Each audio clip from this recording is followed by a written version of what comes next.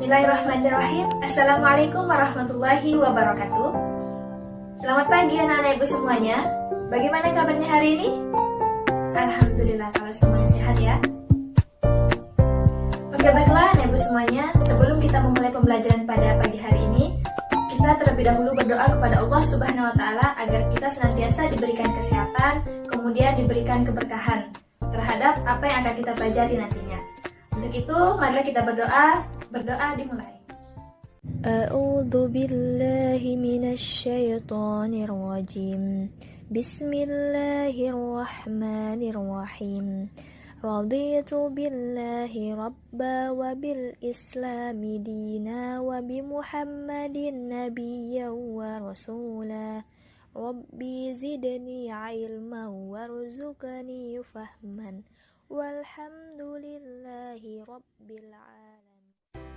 Anak ibu semua, ibu harap kalian berdoa ya sebelum belajar, karena berdoa adalah suatu ibadah yang dianjurkan dan merupakan jalan bagi umat Islam untuk meminta pertolongan dan perlindungan dari Allah Subhanahu wa taala.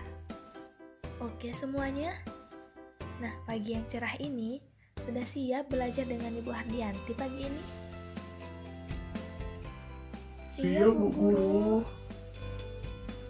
Sebelum belajar, jangan lupa sarapan ya, sehingga lebih semangat belajarnya. Sekarang, siapkan buku LKS, buku tulis, dan penanya ya.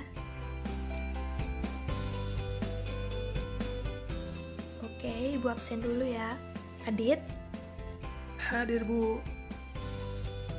Diva? Ada, Bu. Yang terakhir, Putu? Masuk, Bu. Alhamdulillah semuanya hadir ya. Nah, sebelum lanjut ke materi selanjutnya, seperti biasa ya, kita ulas materi minggu lalu. Nah, masih ingat pelajaran minggu lalu? Masih, Bu Guru. Alhamdulillah. Coba Adit, apa yang kita pelajari minggu lalu? Nabi Muhammad SAW pada periode Mekah, Bu. Betul. Nah, apa saja sih yang sudah kita bahas minggu lalu? Coba, Diva. Ada dua, Bu. Kondisi masyarakat Arab sebelum Islam dan peradaban Nabi Muhammad, Bu. Ya, benar. Ada yang beragama Majusi, Sabi'ah, kemudian strategi secara dakwah sembunyi-sembunyi dan terang-terangan. Nah, anak ibu semua, masih pada semangat? Ya, masih, Bu. Alhamdulillah. Oke, kita masuk materi pada hari ini ya. Nah, jangan lupa ya, buku LKS dibuka, buku tulis disiapkan, dan pena juga disiapkan. Nah, amati gambar berikut. Materi kita berkaitan dengan gambar Masjid Nabawi. Ada yang tahu? Saya, Bu. Itu pasti tentang Madinah, Bu. Masya Allah, benar sekali. Jadi, materi hari ini kita akan belajar mengenai Nabi Muhammad SAW periode Madinah. Adapun tujuan pembelajaran, yang pertama menghayati nilai-nilai positif dari perjuangan Nabi Muhammad SAW dalam membangun masyarakat melalui kegiatan ekonomi. Kedua, melafalkan Quran Surah Al-Baqarah. Ketiga, menjelaskan isi perjanjian Hudaybiyah dan menyimpulkan dakwah Nabi Muhammad SAW periode Madinah. Pertemuan kali ini kita masih membahas materi di bab 3 mengenai periode dakwah Nabi besar Muhammad SAW di Madinah, yaitu mengenai perjuangannya, kemudian hambatan-hambatan dakwah, kemudian perjanjian Hudaybiyah, penaklukan kota Mekah serta Haji Wada, serta meneladani perjuangan Nabi besar Muhammad SAW. Adapun langkah-langkah Nabi besar Muhammad SAW dalam membangun perekonomian masyarakat Madinah, para sahabat muhajirin hijrah ke Madinah dengan sembunyi-sembunyi. Mereka datang ke Madinah tidak membawa harta benda. Oleh karena itu, Nabi Muhammad berupaya membangun perekonomian masyarakat Madinah dengan cara sebagai berikut. Pertama, mempersaudarakan kaum muhajirin dan ansor. Persaudaraan berlandaskan iman, bukan persaudaraan berlandaskan darah, sehingga kaum ansor dapat menjamin dan membantu saudaranya kaum muhajirin dalam memenuhi kebutuhan hidupnya. 2. Menempatkan orang-orang fakir miskin yang tidak punya tempat tinggal di dalam masjid. Mereka dikenal dengan ahlus sufah, yaitu orang-orang miskin atau sedang menuntut ilmu dan tinggal di dalam masjid. Ketiga, bekerja sama dengan kaum Ansor menciptakan lapangan pekerjaan bagi kaum Muhajirin. Kaum Muhajirin tidak mau menjadi beban bagi kaum Ansor, sehingga adanya lapangan kerja memberikan mereka untuk memperoleh nafkah dengan hasil keringannya sendiri. Keempat, Nabi SAW menganjurkan bagi kaum Muhajirin yang mempunyai pengalaman dagang dan modal sebagai pedagang. Anjuran ini sesuai dengan profesi kaum Muhajirin ketika mereka tinggal di Mekah. Kelima, bagi kaum Muhajirin yang tidak mempunyai modal, Nabi Muhammad menganjurkan mereka bekerja sebagai petani karena Madinah dikenal dengan tanah yang subur dan memiliki hasil pertanian yang bagus, terutama buah kurma dengan berbagai jenisnya. 6. Setelah menerima perintah zakat, pembinaan perekonomian umat Islam lebih mendapatkan perhatian. Nabi Muhammad SAW mengefektifkan zakat dan memperkuat jalinan antara pemberi zakat dan penerima zakat. Ketujuh, mengupayakan pembangunan pasar di Madinah. Setelah tinggal di Madinah, Nabi Muhammad menjalankan pembangunan pada semua aspek, tidak hanya berkaitan dengan akhlak dan ibadah, namun juga ekonomi. Pasar Madinah merupakan saksi sejarah upaya Rasulullah membangun ekonomi umat. Pasar ini dibangun sendiri oleh Rasulullah SAW yang hingga saat ini masih beroperasi. Untuk keperluan itu, Nabi memilih lokasi di sebelah barat Masjid Nabawi. Hambatan-hambatan dakwah Nabi Muhammad SAW. Yang pertama, menghadang musuh di lembah Badar.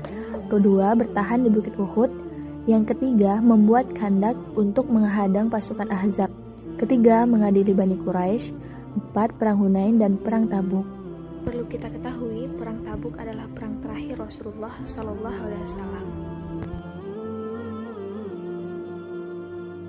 Kemudian, Perjanjian Hudaybiyah, Fathu Mekah, serta Haji Wada. Perjanjian Hudaybiyah ialah perjanjian yang dilaksanakan di Hudaybiyah, Mekah pada 6 Maret. Perjanjian ini terjadi antara pihak Quraisy Mekah dengan pihak Muslimin Madinah yang dipimpin oleh Nabi Muhammad SAW. Kedua, penaklukan kota Mekah, yaitu peristiwa yang terjadi pada tahun 630 Masehi, tepatnya pada tanggal 10 Ramadan 8 Hijriah. Kemudian Haji Wada, dikenal dengan nama Haji Perpisahan Nabi Muhammad SAW. Beliau mengumumkan niatnya 25 Zulkaidah atau 10 Hijriah sebelum wafat. Peristiwa tersebut menjadi perpisahan beliau dengan umatnya. Apakah anak-anak semua tahu isi perjanjian Hudaybiyah? Ya, benar sekali. Jadi, isi perjanjian Hudaybiyah ada beberapa poin yang harus kita ketahui bersama. Yang pertama, selama 10 tahun diberlakukan gencatan senjata. Kedua, orang Islam dari kaum Quraisy yang datang kepada umat Islam tanpa seizin walinya hendaklah ditolak oleh umat Islam. Ketiga, kaum Quraisy tidak akan menolak orang-orang Islam. Keempat, tiap kabilah yang menginginkan masuk Islam dalam persekutuan dengan kaum Quraisy diperbolehkan dan tidak mendapat rintangan. Serta kelima, kaum muslimin tidak jadi mengerjakan umroh saat. Dan yang terakhir, meneladani perjuangan Nabi Muhammad SAW. Yang pertama, mendirikan masjid di Madinah. Kedua, bersikap baik kepada semua masyarakat Madinah. Ketiga, mempersaudarakan kaum muslimin, Muhajirin dan Ansor. Dan yang terakhir, membuat satu perjanjian tertulis yang terkenal dengan nama Piagam Madinah. Ada yang ingin ditanyakan mengenai materi Nabi Muhammad SAW periode Madinah? Saya, Bu. Berapa lama Nabi Muhammad SAW berdakwah secara sembunyi-sembunyi, Bu? Pertanyaan yang sangat bagus. Nah, jadi Nabi Muhammad SAW berdakwah secara sembunyi-sembunyi setelah menerima wahyu pertama dari Allah Subhanahu wa Ta'ala selama 3 tahun. Ada lagi yang mau ditanyakan, Nak? Tidak, Bu. Oke, baiklah anak-anak ibu semua. Tadi kita sudah belajar mengenai Nabi besar Muhammad SAW periode Madinah, di mana kita sudah mengetahui bersama bagaimana perjuangan Nabi besar Muhammad SAW dalam membangun masyarakat Madinah dalam kegiatan ekonomi. Yang pertama, mempersaudarakan kaum muhajirin dan ansor. Kedua, menempatkan orang-orang fakir miskin itu di dalam masjid. Kemudian, yang ketiga, menciptakan lapangan pekerjaan. Kemudian mewajibkan zakat dan memberi ataupun membangun pasar. Nah, hambatan-hambatan dakwah Nabi besar Muhammad SAW yaitu adanya kaum Quraisy yang melakukan penyerangan terus-menerus ke Madinah. Nah, adapun perjanjian Hudaybiyah yaitu terjadi karena kaum Quraisy melarang kaum muslimin Madinah untuk masuk ke Mekah. Kemudian ada Fathu Mekah yaitu penaklukan kota Mekah. Nah, yang terakhir yaitu Haji Wada, yaitu haji perpisahan Nabi besar Muhammad SAW. Peristiwa Haji Wada adalah perpisahan Nabi besar Muhammad SAW dengan umatnya. Dan di akhir tahun 10 Hijriah tampak beberapa tanda-tanda ajal Nabi besar Muhammad SAW. Nah, jadi kesimpulannya yaitu perjuangan Nabi besar Muhammad SAW pada periode Madinah yaitu sungguh luar biasa ya anak-anak ibu semuanya. Bagaimana Nabi besar Muhammad SAW mempersatukan kaum muhajirin dan ansor. Kemudian hambatan-hambatan dakwah yang dialami bisa dilewati dengan mempertahankan diri dari serangan kaum Quraisy tersebut. Nah, dan yang terakhir yaitu kita meneladani Nabi besar Muhammad SAW, di mana beliau selalu bersikap baik kepada semua masyarakat Madinah. Nah, semoga kita semua juga bisa bersikap ataupun berbuat baik kepada seluruh orang di sekitar kita. Ikuti kuisnya ya, karena yang paling tinggi akan mendapatkan nilai tambahan dari ibu. Oh iya ya, anak ibu semua, jangan lupa selalu patuhi protokol kesehatan. Ingat ya pesan ibu 3M. Yang pertama, memakai masker. Kedua, mencuci tangan dengan sabun atau hand sanitizer. Kemudian yang terakhir, menjaga jarak minimal berapa? 1,5 meter. Agar kita semua terhindar dari virus corona. Anak ibu semua, mungkin hanya ini materi yang dapat ibu sampaikan. Semoga bermanfaat bagi kalian semua. Dan untuk menutup pembelajaran kita pada pagi hari ini, mari kita bacakan hamdalah. Alhamdulillahirobbilalamin. Ibu kiri